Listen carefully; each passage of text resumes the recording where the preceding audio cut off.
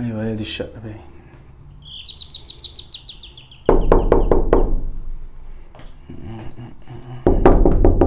مين؟ علاء. يا علاء. ايه يا حبيبي؟ عامل ايه يا لول؟ الحمد لله. اخبارك ايه؟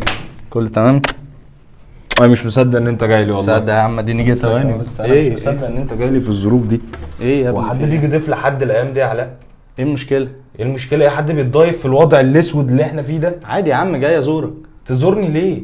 انا مش مريض ومش مسجون ومش صله رحم، مفيش اي سبب للزياره يعني. يا عم عادي جاي اقعد معاك شويه بس كده وماشي. ايه حوار عادي ده؟ مش يعني ايه عادي؟ جاي لي عادي يا عم عادي جاي اقعد معاك شويه وماشي. ايه برضو؟ المشكله؟ اتفضل يا علاء، اتفضل. معلش، علاء. انت معلش. ضيف يا علاء، اتفضل ضيف. الله يبارك لك. متغدي؟ لا لسه. ارجع. ايه ده؟ ارجع. ايه في انت ايه؟ ليه جاي لي مش متغدي يعني؟ عادي ما قصدها اتغديتش. يعني ولا جاي لي مش متغدي لسه الساعه 9؟ يا عم ما لحقتش. انت كندي يعني مواعيدك غير مواعيدنا، بتتغدوا كام انتوا؟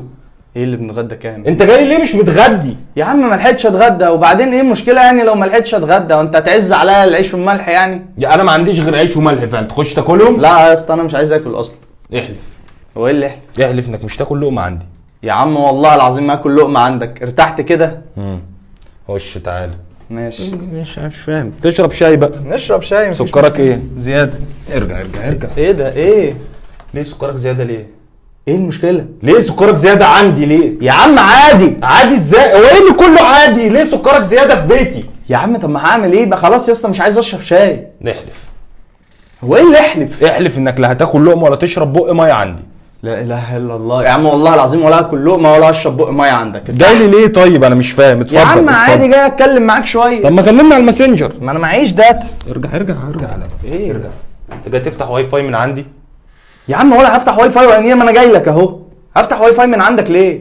احلف. هو ايه اللي احلف؟ احلف انك مش تفتح واي فاي من عندي. لا حول ولا قوه. يا عم والله العظيم ولا اكل ولا اشرب ولا افتح واي فاي.